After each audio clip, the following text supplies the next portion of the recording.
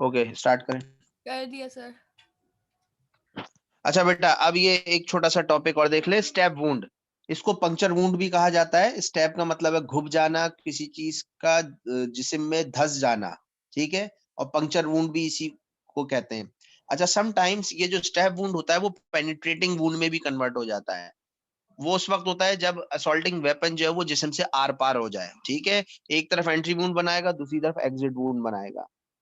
तो stab wound sometimes becomes penetrating wound. Definition पढ़ देता हूं। It refers to injuries caused by more or less pointed weapon when it is driven in through the skin and depth is greatest dimension। यानी उसकी जो गहराई है वो ज्यादा होती है और जो पॉइंटिंग ऑब्जेक्ट होता है उसकी वजह से वो सुराख करता हुआ जिस्म में दाखिल हो जाता है। अच्छा, फिर ये एंटीमॉर्टम पोस्टमार्टम वुंड्स, इसका पहले भी जिक्र कर चुके हैं, तो आगे वाली स्लाइड देख लेते हैं। इसमें जो मिसाल दी हुई है, caused by knife, dagger, needle, spear, arrow, scissor and ice prick। ये जितनी भी चीजें हैं ये सारी की सारी पॉइंटेड हैं, ठीक है। और ये जिस्म में धंसती हैं और साथ साथ ये पेनिट्रेट करती हैं। डिपेंड करता है कि कितनी फोर्सफुली उनको अप्लाई किया गया है। अच्छा, परफोरेटिंग वुंड किसे कहते हैं? परफोरेटिंग का मतलब है कि बिल्कुल जो आर पार हो जाए, जैसे मैंने आपको बताया, ठीक है। अच्छा, इसके जो कैरेक्टर्स होते हैं वो जरा सा देख लेते हैं। इसमें सबसे ज्यादा इंपॉर्टेंट चीज ये है कि जो वेपन है वो था क्या। अगर वो नाइफ है तो वेज शेप वुंड होगा, ठीक है। वेज शेप कहते हैं स्लिट लाइक थोड़ा सा। अब छुरी भी तो डिपेंड करती है कि छुरी कौन सी है। अगर वो बिल्कुल बारीक छुरी है तो उसके मुताबिक होगा। अगर वो थोड़ी सी चौड़ी छुरी है, गोश्त काटने वाली छुरी है, तो उसके मुताबिक होगा, ठीक है। छुरियों पर डिपेंड करता है। तो डैगर है, इसमें इलिप्टिकल वुंड होगा। निडल है, अब अगर सुई घुसती है या सुआ घुसता है या कील घुसती है तो वो सर्कुलर वुंड होगा।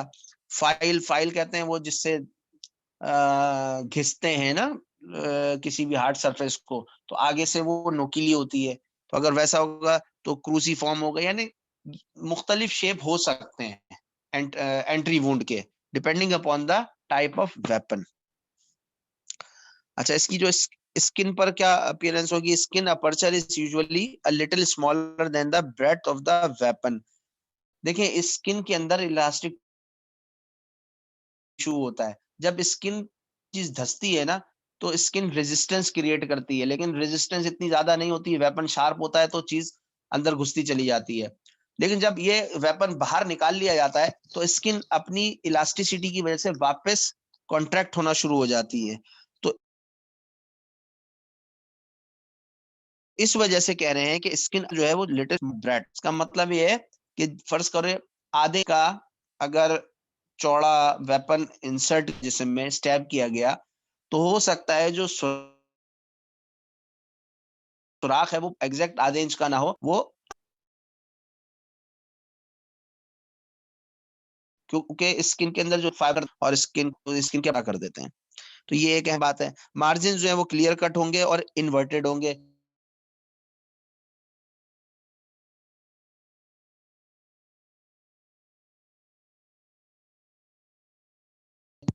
अच्छा, depth and direction of the wound.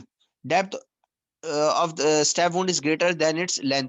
जाहिर सी बात है, जितना अंदर वो गया है गहराई में और उसने टिश्यूज को, आर्टरीज को, और हो सकता है कोई अहम इंपॉर्टेंट विजरा उसको रप्चर की, ट्राई जो है होती है इस की।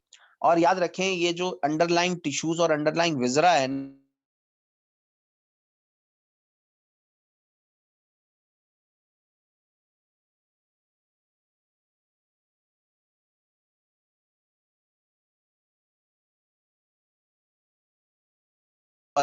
अंदर, या तो लंग्स पाए जाएंगे या दिल पाया जाएगा या फिर कोई मेजर आर्टरी होगी और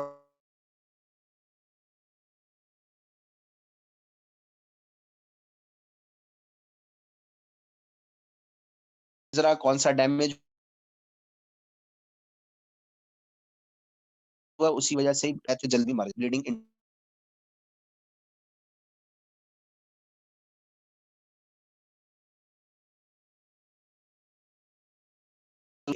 नहीं किया गया ट्रीट तो बंदा सड़क हो जाता है। तो डेप्थ की बात इसकी गहरी होगी,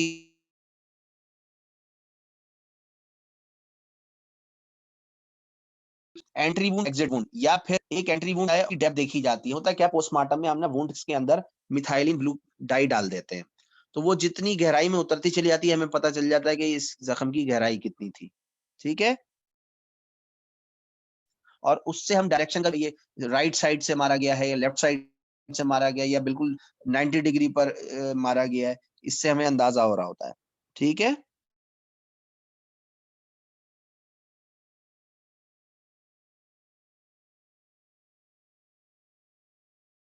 डायरेक्शन कैसे चल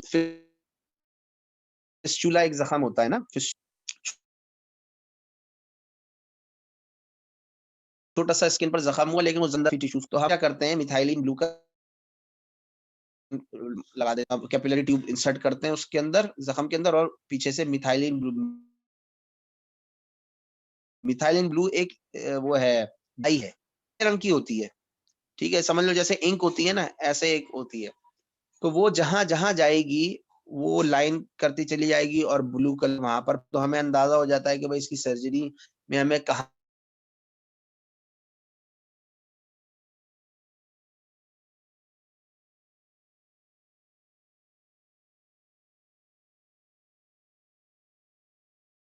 वो कंपाउंड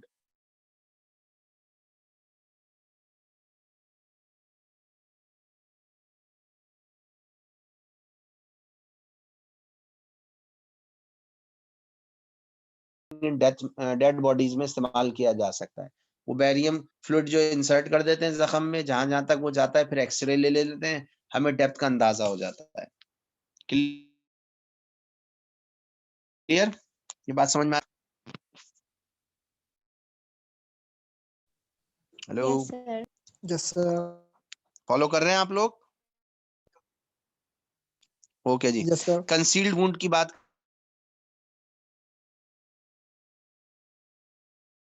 लेते हैं। कंसील्ड वुंड होते हैं, जब हमने सुई लग गई, अब जख्म है ही नहीं कोई इतना बड़ा, तो छुपा हुआ जो जख्म होता है उसको कहते हैं कंसील्ड पंचर वुंड। ओके, ये अमूमन आईज में, फॉन्टानेल्स में, नॉस्ट्रल्स में, गले में, गर्दन की जड़ में, रेक्टम पर, चेस्ट पर ये कंसील्ड वुंड पाए जा सकते हैं, लेकिन ये बहुत बारीक बीनी से देखे जाएंगे तभी पता चलेंगे। यहाँ तक बात क्लियर? Yes sir.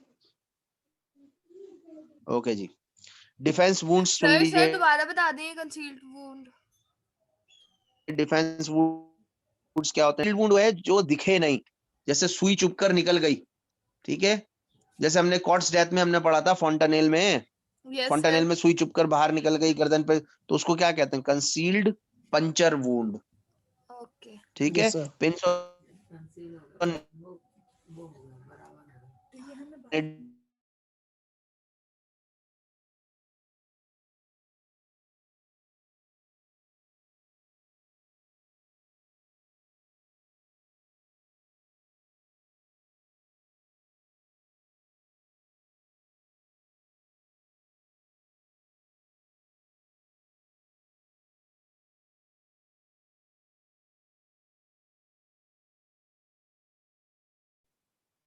ठीक है, ये पॉसिबिलिटीज हो सकती है। या डेड बॉडी है, उसके हाथों पर जख्म मार दिए और कहा गया भाई ये तो हमला हुआ था, डिफेंस कर रहा था ये बेचारा और मर गया।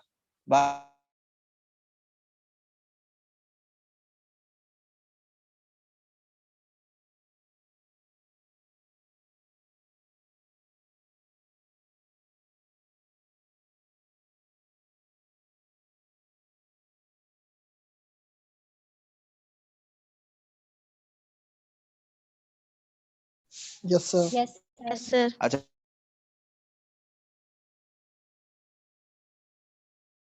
जी,